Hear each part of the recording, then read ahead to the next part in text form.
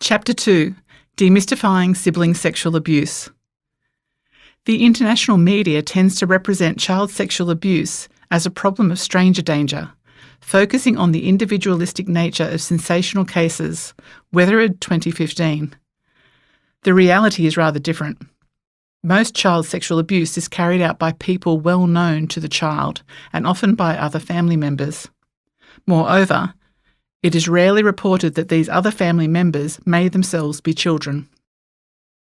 Indeed, it is likely that sibling sexual abuse, the sexual abuse of children by their brothers or sisters, is the most common form of intrafamilial sexual abuse.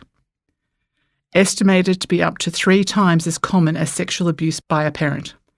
Kreinert and Walsh 2011, Strobel et al. 2013. Nonetheless, it remains under-researched and is the least studied form of intrafamilial child sexual abuse. Tenner et al. 2020. Extract from Sibling Sexual Abuse, A Knowledge and Practice Overview, S. Allardyce and P. Yates, Centre of Expertise on Child Sexual Abuse, January 2021. When I began sourcing information for this book in 2019, I was already aware that sibling sexual abuse, in brackets SSA, was a topic that most people know very little about. It is almost never even mentioned in everyday society. I soon found, however, that even in scientific circles, there was a scarcity of up-to-date information specifically focused on SSA. If child abuse in general is somewhat taboo in our culture, SSA felt to me as if it existed in an almost complete vacuum in terms of awareness and knowledge. In my lifetime, I couldn't say that I had seen any news stories at all in mainstream media that focused exclusively on SSA. I do recall on one single occasion seeing a movie that depicted an older teen brother abusing his younger sister in the afternoon before their mother came home. However, the vast majority of what I had seen shared on the topic, in news or in movies, was child sexual abuse, where it's an adult abusing a child. The only information I found about SSA came from purposefully searching for reports or stories on the web. One article I came across in 2021 that mentioned sibling sexual abuse featured Chris O'Connor, a former detective senior sergeant who dedicated his 36-year career to protecting children from sexual abuse. Titled, "The Last Social Taboo: How an Unspeakable Crime Against Children Remains Largely Hidden." ABC News, 13th of November 2021. It was focused mainly on the general topic of incest, but mentioned that older siblings were frequently involved in the incest cases he dealt with, but that was something most parents did not want to think about. The article went on to raise the question, where has an inquiry into intrafamilial sexual assault occurred? And provided a telling answer. The answer is, it hasn't. Yet it's one of the most pervasive, soul-destroying and developmentally disaffecting types of crime that could ever be brought on a child. People shared this article across their social media feeds, the first time I'd seen that happen with an article mentioning SSA. And I heard people speaking about it at women's breakfasts I attended around that time. It was a beginning, and even though it was generally about incest, not solely about SSA, at least it would begin to raise people's awareness about the subject. To bring the SSA taboo out into the light, I realised we're going to need to increase public awareness one way or another. Dispelling myths by sharing definitions, facts and recommendations that come through credible sources about the circumstances and extent of SSA is a start. I trust that whatever we do will improve the quality of conversations, perhaps even allowing for greater sensitivity towards those who have survived enough abuse already. Before we dig around in the facts, findings and definitions related to demystifying sibling sexual abuse, I'm going to address 2 topics that people frequently bring up when I share my story. They used to upset me deeply, but I've finally learned not to take them personally, although I will admit it took some time and self-work. It's just doctors and nurses. I recall one experience during a local women's fundraising lunch when a participant came up to introduce herself while I was making myself tea, waiting to listen to the keynote speaker. She slipped her business card under the saucer balanced on the palm of my hand and asked, "What's the topic of your memoir?" She'd heard the event coordinator share the news that I was writing my story.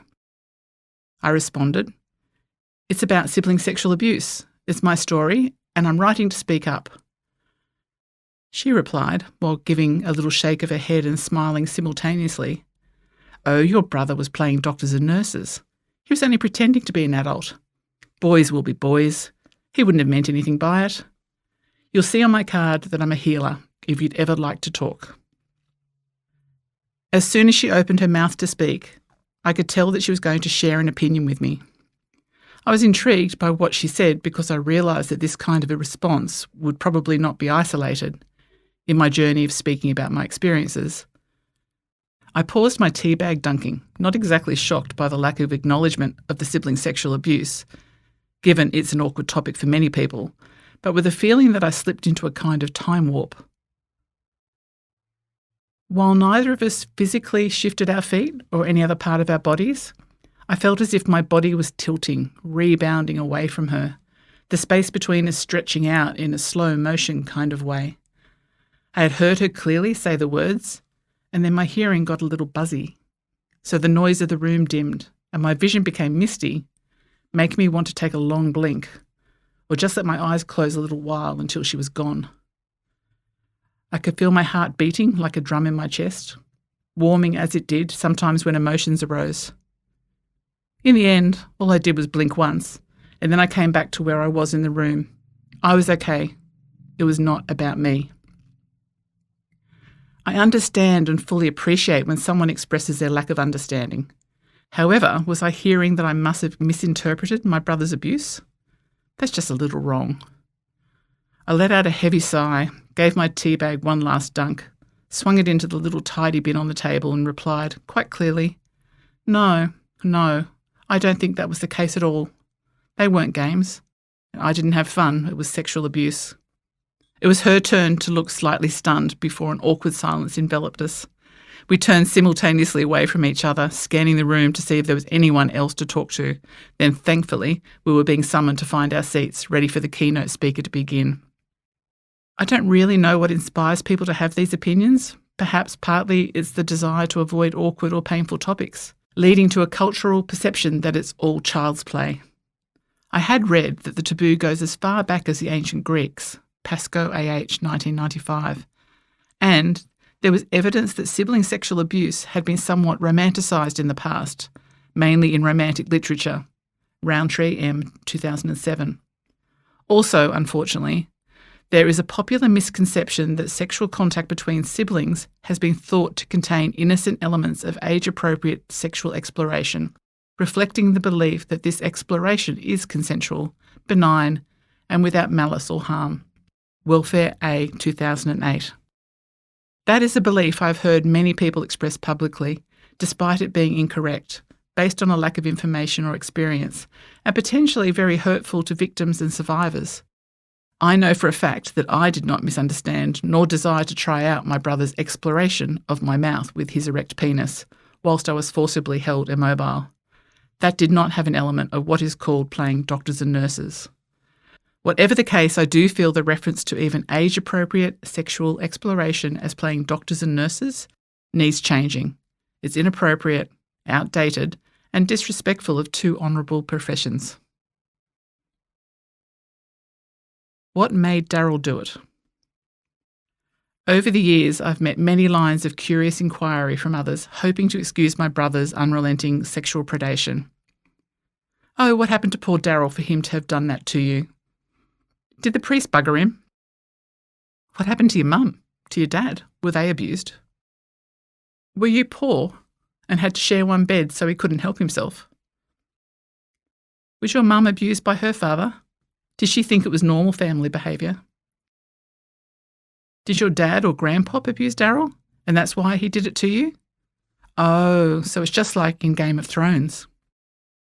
I don't know. I've never watched Game of Thrones.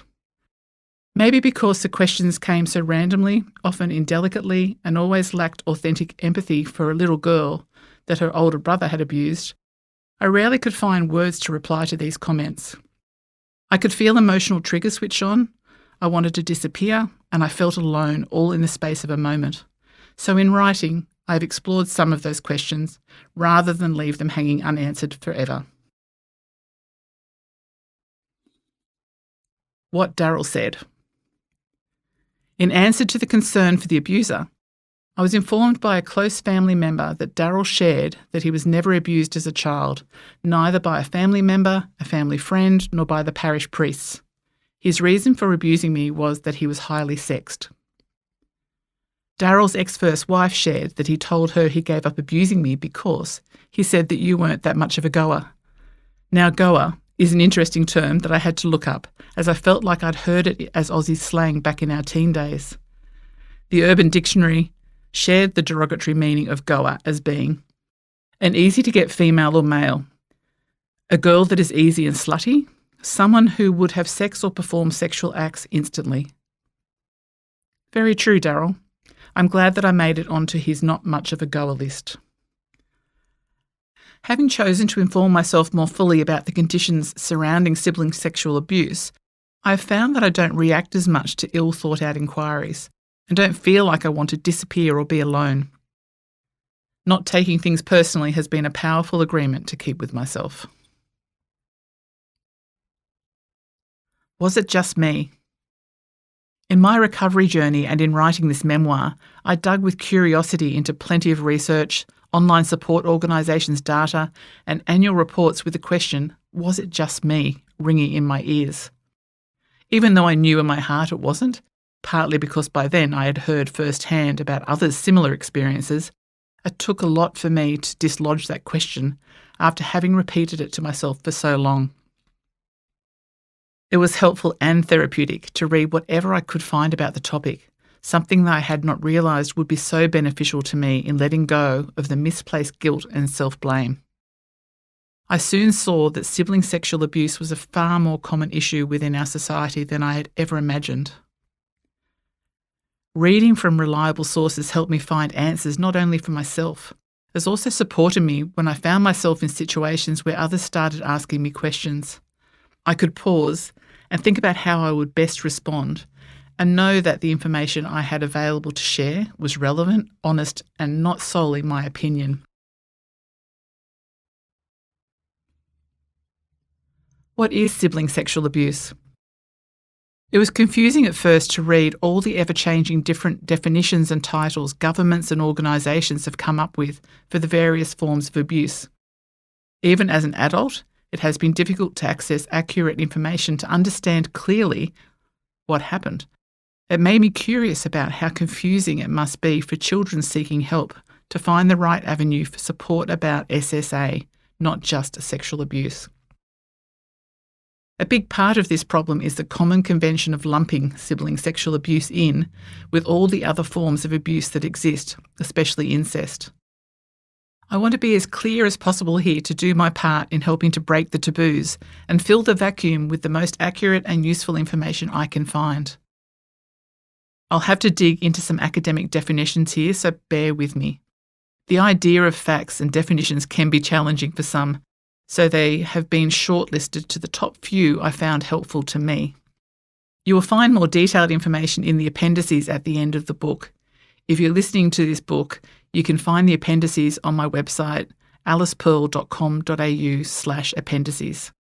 Some might choose to use this data as conversation starters, a conversation with yourself or with loved ones, a therapist, or a way to begin talking more about this kind of abuse in your community. Definitions. Sibling sexual abuse has been defined as sexual behaviour between siblings that is not age-appropriate, non-transitory, and not motivated by developmentally appropriate curiosity. Merrill, 2014. If, in reading this, you require further clarity on what is not age-appropriate sexual behaviours, please refer to Appendix 1. I learned that there are different forms of sibling sexual behaviours, including some that are considered not abusive, simply inappropriate, and others that are clearly defined as sibling sexual abuse. It was enlightening to come across a report from the Centre of Expertise on Child Sexual Abuse, which included these definitions. There are normal sexual interactions between siblings, behaviours between young siblings that exist within expected developmental norms. Then there are inappropriate or problematic sexual behaviours involving siblings. Behaviours between siblings that fall outside developmental norms and may cause developmental harm to the children involved. The third description is that of sibling sexual abuse. Behaviour that causes sexual, physical and emotional harm, including sexually abusive behaviour which involves violence. Allardyce and Yates, 2022. I have included in Appendix 2 a greater depth of descriptions of these different forms of sibling sexual abuse. I realised that the answer about what was and what wasn't sibling sexual abuse was something that I still needed to resolve. I never felt comfortable asking anyone that question before. The characteristics and impact of Darryl's sexual behaviour was most definitely the third description, sibling sexual abuse. In this mission of healthy inquiry, I became aware that it finally allowed me to find words to describe the feelings, emotions and experiences young Alice suffered, but could never verbalise or even understand. Incest is a reprehensible form of abuse, not just because it is cloaked in shame and stigma, but because this type of sexual abuse in particular affects young victims by implicating and damaging their primary support system. This can be very confusing for children who have been taught to be wary of strangers but to trust in the family. Because they are in the beginning stages of developing their value systems and trust models, the betrayal of incest can be utterly confusing, if not permanently damaging, to a child's delicate psyche. Babel, 2013. Further, the relational trauma of child and sibling sexual abuse leads to significant loss of trust in others and increased anger, hurt and confusion about their family relationships. Changes in beliefs about the safety of close relationships in general and negative views of the self in relation to others. Kluft, 2011. As I read more about the impacts of this kind of abuse, the aha moments became more frequent and more comforting. The following, regarding the sense of betrayal the trauma of child and sibling sexual abuse encompasses, left me in tears. It is a unique hurt associated with violation by those who have a basic obligation and duty to protect and nurture. This extends to those who refuse to believe or help the victim, adding to the victim's traumatisation. Freud, 1996. I was gaining much greater insight into the unhelpful and hurtful reactions of those I had disclosed to, as I began to understand the involvement of family and society, leaving a victim to carry misplaced shame, guilt and self-blame. Sibling sexual abuse is not limited to certain types of families. I can only assume that many families do not believe it could happen in their home, and it can go on for a long time in many households before parents are made aware of the issue. Sadly, some parents don't take appropriate action, even when they're made aware of the problem. The following is a convincing summary of how the conditions were ripe for sibling sexual abuse to occur in my family home. Sibling sexual abuse victims often live within dysfunctional family environments that subtly foster incestuous behaviours and are not conducive to disclosing the secret. Sibling incest appears more likely to occur in large families and is characterised by physical and emotional violence, marital discord, explicit and implicit sexual tensions, and blurred intrafamilial boundaries. Emotionally and/or physically absent parents may empower older siblings to assume parental roles. In short, these families are chaotic and unlikely to recognise the significance of behaviours occurring between siblings. If sexual behaviours are noticed, they are likely to be minimised and misinterpreted as a normal aspect of childhood development. Lack of adequate parental supervision provides perpetrators with ongoing opportunities to offend and protects the secret, leaving the victim vulnerable to continuing abuse. Ballantyne and Sorn, 2012. I cannot count the number of times my inner alarm bells would trigger at the sound of our mum bustling around, gathering up her handbag. I'm just going shopping. I'm going to be a few hours. I'm going to get my hair done. I'm going for my weigh-in at Weight Watchers. The worst part of those statements was the instructions that followed. I'd wait, my breath held because yes, here it comes. It always did, no matter what I'd hoped. Holding up her pointer finger, wagging it at her audience with eyebrows narrowed, Mum would say, "Now, you be good, Daryl's in charge." St. Daryl would look on, lips pursed, slight nod, raising his eyebrows in earnest, faked innocent agreement. "You do whatever Daryl tells you or there will be trouble." That sentence drained all the warmth out of me and left nothing but goosebumps and a jangly pulse. Protected by the silence, characteristic of child sexual abuse generally, adolescent abusers learn they can get away with it. This was certainly the case in my childhood home, and I've wondered, sceptical, where were Mum and Dad? And how could they not have seen or heard anything? Over those almost 5 years when, at the very minimum, one of their children was being regularly sexually abused, one or both of my parents must surely have smelled a rat, but didn't think to act. Mum and Dad's bedroom and the girls' bedroom sat side by side, across the house's front wall, with windows overlooking a standard lawn and garden beds that were the same as all the other neighbours in the street. The girls' bedroom I slept in was just 4 footsteps door to Mum and Dad's bedroom door. My bedroom shared a common internal wall with my parents' bedroom. We slept with our bedroom doors open at night, yet Daryl, whose bedroom was down at the back of the house, planned and snuck past our parents' bedroom door to get to my bedroom regularly without ever being caught.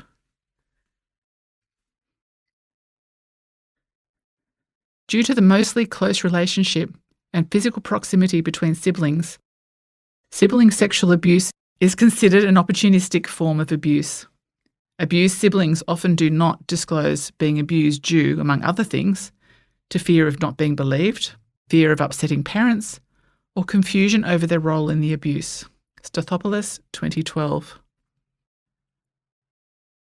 I recall early one Sunday evening, close to the time the abuse ended, Mum knocking at my closed bedroom door not long before dinner time. The aroma of Mum's signature beef casserole, my most unfavourite meal of the week, with its mushy, stringy meat and fat turned to jelly, filled the house with a ready-to-serve or be burned intensity. At that precise moment, Daryl had me pressed against the other side of the door, rubbing his genitals against my nightie. I'd not long before that had my bath. With a hint of hesitant curiosity in her voice, Mum inquired, "What are you kids up to?" "Oh, we're just playing a game, Mum, haha. We'll be out in a minute, haha," Daryl responded light-heartedly, all innocence, his eyes narrowed, nose flared, and darkly confident in his power. There were no further questions, no attempt to turn the door handle. It was time to get dinner on the table.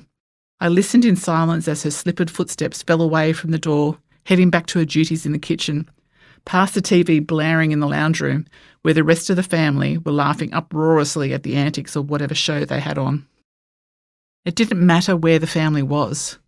At home, at my grandma's place, my great aunt's when Mum and Dad were helping with her garden tidy up, or in our holiday apartments at Coffs Harbour.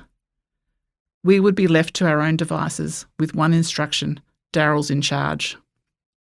He would preen about being reliable and trustworthy in front of Mum, but as the front door closed, his mocking eyes would shift to the faces that had just had Mum's finger pointing at them. Not long after that, he would come and find his prey. For my parents' part, I would like to believe that a lack of presence, their own childhood conditioning, and their naivety kept them ignorant of the extent of abuse in their household. Easy access to siblings makes it more likely that an adolescent abuser, who can be just as predatory as adult abusers, will choose someone within the household. Their abuse is often well planned and thought out. Marin, 2022. The latchkey kid generation I was a part of was like serving a little mouse up on a platter to a cunning cat. Mindful, of course, that cats don't like to eat their prey. They prefer to stalk and play with them a little first. There's plenty of time for the cunning cat to play with his little mouse in the hours after school and before a parent arrived home by around 5 or 6 p.m. Thankfully, the latchkey kids became a bygone era after my generation. A few decades of children were saved from being required to be independent before they were ready. I read that with the increase in after-school care programs, by 2011 the number of kids left alone dropped by 40%. What troubled me through the time of writing was the effect that COVID-19 lockdowns and changes to how organisations operated may have on school-aged children. One news report in the United States shared that millions of children had become latchkey kids in 2020, as after-school programs shut their doors and the remaining programs raised the prices or reduced available spaces. Dr. Lynette Fraga, CEO of Childcare Aware, told the Today Show that 7.7 million children in 2020 who don't have access to care and are left alone and unsupervised is undoubtedly a concern. Kate Hansen, Source Today, 15th of November 2021. Daryl came back for more. Life had carried on with no further episodes of stalking or abuse since I'd thrown Daryl off the scent at age 11, just before I got my period. Then when I turned 14, the routine of cat and mouse and the threat of abuse from Daryl returned. I remember my stomach dropping and my scalp prickling with electricity as my mind fired off warning alarms at me one afternoon. I walked in the front door after school into the front hallway and paused. I knew something was about to happen. I could sense that old danger of Daryl's troll-like presence lurking out of sight, but close by, ready to pounce. At the end of the hallway to the left was still the girls' shared bedroom. To the right was the lounge room that now led to a new, long family room and into the new kitchen. Daryl wasn't standing in the hallway like he used to. This time, he was waiting for me around the corner, standing in the dim light halfway across the lounge room floor. The lounge had become the darkest room in the house, no matter what time of day it was. After our renovations, the outside window didn't get any sunlight now. It was shadowed by a long carport for Dad's boat and car to park under cover. As my eyes adjusted from the bright afternoon sun outside, I saw Daryl standing in the dark. I scoped the room for possibilities even before he said anything. I saw that I couldn't get to the door at the other side of the lounge room without passing him, so that escape route was blocked. I could only turn back to my bedroom. I knew if I showed weakness and faltered in indecision over which path to take, he'd home in. I must have done so, or he was going to home in no matter what, because he walked fast towards me, touching the front of his body against the front of mine. With a strangely upbeat tone, he delivered a suggestion to which he anticipated I'd respond with an equally enthusiastic yes. With big, eager eyes, he asked, "Do you want to start playing those games we used to? Huh? Do you?" Every muscle tensed. I attempted a tight smile and retorted, as if I had no idea what he was talking about. What do you mean? What, murder in the dark? No way. Using my old strategy, I spun back to my bedroom and closed the door on him, annoyed that I was starving for an afternoon snack. What an arsehole. That happened every afternoon for a week. No one could ever say he wasn't determined or persistent. It would be the same question, I'd give the same answer, make the same dash to the bedroom and slam the same door closed. Each afternoon I would stand inside my bedroom door with my back to it to listen for sounds that he was closing in. He didn't press the issue, so I'd pull down the flap of my desk on top of my clothes drawers, pick up my chair and place it in the short floor space that was mine, between the end of my sister's bed and the desk. I'd sit alone in my warm, sunlit room and do my homework, vigilant to every tiny sound in the house. The lack of safety and the feeling that danger was present just outside my flimsy door was back. I became acutely aware of Daryl's presence during dinner and family time. I knew he had much more tenacity than to give up after 1 week's failure. I varied my afternoon routine again. Without telling anyone, I made my return time home from school more irregular, so he didn't know what time of day I would be home. I'd go to the school library, not coming home until later, closer to Mum's train arriving at the station from work. When I did come home, thinking maybe it was safe again, he was like an irritating fly. I'd hear him before I met him on my way to the kitchen. I'd divert my path, go to my room, wait until I heard the others come home and knew it was safe to come out. This time around there was a shroud of moodiness about him, and I feared what new horrors he might have on his mind. was as though Daryl disrupted the very air around him with a dark, seething bitterness. He was living life by his motto now that rules were meant to be broken. He showed disrespect and disdain for Mum and Dad to them directly and about them when they were not around. His face always looked red with acne. I knew that he'd been having unsuccessful attempts, one after another, at finding a girlfriend who'd stay with him before they moved on to one of his schoolmates. Even if Daryl had not considered his plan to reinitiate the abuse, our relationship was distant, if it's possible to be distant while living in the same house. I recall that I didn't initiate conversations with Daryl. I don't think I pieced that together with the earlier abuse. It was just that, as a 14-year-old girl, being near him felt unsafe and risky, in a treading on eggshells kind of way. Then, just as he had years before, Daryl appeared to lose interest in the chase. I couldn't drop my guard because I honestly didn't know if it was for good. If he'd decided once already that we might play those games we used to, there was a good chance it wasn't over yet. I didn't particularly appreciate that my desk was positioned just inside my bedroom door, viewable through the house from the back door, so I started working at my desk with the door closed to ensure he'd not spot me and remember to reinitiate his attacks again. It was only 2 weeks before Daryl began to ignore my closed door. He'd push it open and walk past me and sit on the floor beside or on my bed just to the right of my chair. So he was facing the bedroom door that I noted, thankfully, he'd left open. Not that anyone was there, but at least I had a place to run to. He wouldn't say anything, he just sat there, a malevolent presence begging for a reaction.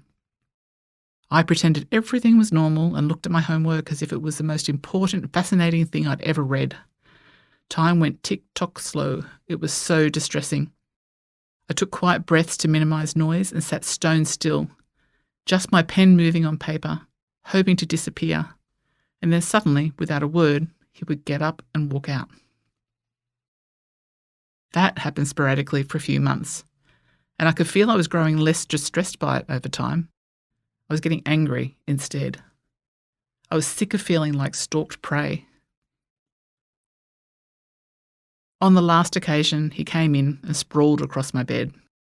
I could see him in my peripheral vision, my eyes trained on my homework, thinking, "Piss off, will you?" I could see him fumbling with his pants and thought, "You've got to be kidding me, no way." He finally managed to unzip his fly like one of those ugly, sloppy drunks I'd seen in some movies and slurred, "I'm going to show you my penis." Enough! I stood up abruptly and knocked my chair over, crashing it into the end of my sister's bed. I loathed him and felt sorry for him at the same time. I was disgusted and fed up. He looked comically surprised and was trying to get his bearings, wondering what I was doing. This was all in a matter of seconds, but they were seconds that held a sense of clarity and determination for me. I could feel and hear a growl rising in my throat. I looked him directly in the eyes and spat out the words, "Well, don't, just don't. You make me feel sick," and walked out of the room, slamming the bedroom door behind me. As things go, thankfully, that final incident coincided with Daryl's escalation of disgracing himself and the family with drunken episodes. Away from home, Daryl was that guy at every teenage party who'd end up the most shit-faced, messy drunk out of all the drunks. He would end most parties with his pants off, waving his flaccid penis around with his hand, showing it off to everyone, offering it to the girls, and simultaneously running too fast for drunk legs. When his antics began, I would watch out of the corner of my eye from the circle I would be talking or dancing in. It was like he'd run and get shorter and shorter in height until he'd stumble into a garden, shoot back up again, head in another direction, fall down, back up, and off he'd go in another direction. His equally drunk friends would seek me out and appeal to me, their eyes full of concern yet laughing at the spectacle. "You need to do something about Dazza, Alice." "Do what? Help him back into his pants? Why don't you call Mum and Dad?" He was a self-destructive disgrace, and I didn't want to go anywhere near him. Anyway, I knew those episodes always ended reasonably quickly. As a rule, and to everyone's relief, the penis-flashing performance ended with him passing out in the garden bed, from which at last he didn't get back up again. His antics became a hazy footnote of yet another weekend party where Dazza was plastered, wasted, hammered, drunk. His fall from family disgrace became the talk of the street as his inebriation worsened. If neighbours didn't find him passed out in the gutter, He'd be kicked awake by mum or dad at the bottom of the front steps, with angry hisses telling him to get up off the concrete and into the house before the neighbours saw. The climax of his unacceptable behaviour came one afternoon when Daryl, reclining in a crumpled mess across the single bed in his room, was telling mum he was sick and tired of her telling him what to do. The house felt scary, and there was a new weight of unease at the bottom of my stomach as the moment unfolded. From where I was sitting in the family room, across from his bedroom door, I watched as, much to mum's surprise, he lashed his hand out and slapped her across the face. For good measure, he also shouted, "Fuck off, you bitch." Dad, standing with his arms crossed, giving mum moral support from inside the doorway, launched himself across the room. He pulled mum from harm's reach and roared down at Daryl, shoulders heaving, "That's enough." The next day, Daryl came home from work to find his bedroom packed into a few black garbage bags at the bottom of the front steps. His collection of porn mags, half-empty spirit bottles, wrapped in crinkled and undignified plastic. I was elated. He was gone, and I felt safe in my family home for the first time since I was 8. My brother never touched my body again. Use your instincts. When I started to research this book, I wanted to understand what signs I may have been exhibiting during the years of Daryl's abuse that would have raised concerns with parents or adults that something was not quite right for me at home. My childhood was clearly not normal, and so I wondered, what part of what I remember was just me being a normal kid, and what was altered emotions or behaviours I experienced due to the abuse? It was a search to see whether any of the signs resonated with my own experience of childhood, and they did.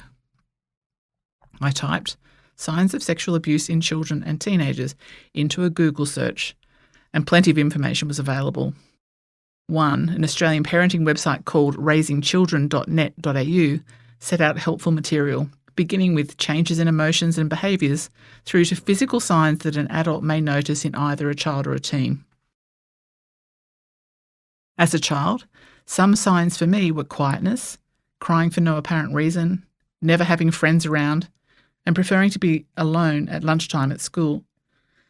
I had nightmares during the abuse and long afterwards, and that school day sickbed lounge routine with my sore tummy or head was a regular occurrence. As a teen, behaviours fluctuated between incredible shyness and forcing myself to fit in, inadvertently putting myself at risk both socially and sexually. I hung around with older kids mostly, and them being at a later stage of maturity and sexual exploration, it made me often stand out as the next best option to wandering male eyes when all the hot girls were already making out with one guy or another. On many occasions, I'd find myself practicing similar escape tactics to those I'd used to avoid Daryl. Then I found drinking helpful to try to fit in more.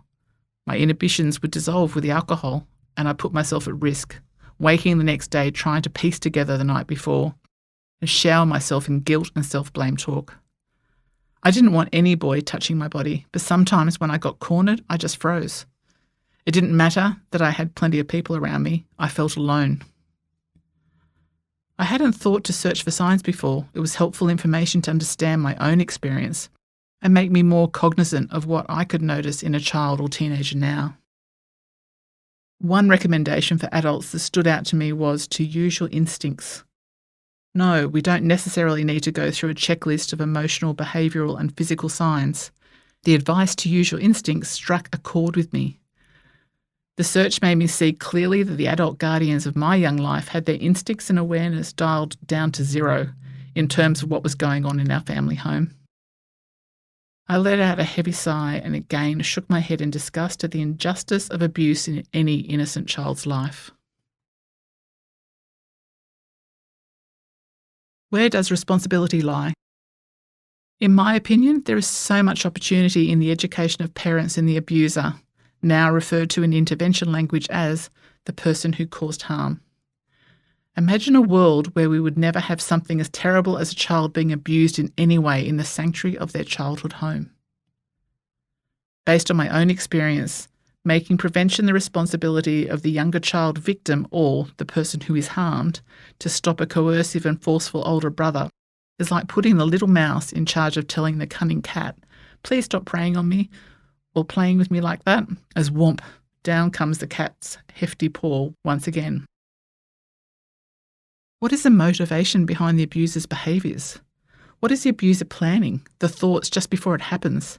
There must be one or more thoughts in the abuser's head that seed the idea that their sibling is going to be their personal sexual plaything. Validation. Much of what I learned in reading the reports and papers I was provided with or found through credible websites has helped me understand more about what I'd experienced and felt internally in response to the abuse. It also gave me validation. And that was not the original goal of my book. However, in the process of researching, I heard others speak of it and read case studies about survivors' need for validation to be heard and be seen. I wondered to myself if that is what this writing is about. Am I seeking to be heard and seen? I believe the answer must be a yes. The validation I felt was an essential step towards beginning to heal all that had been harmed.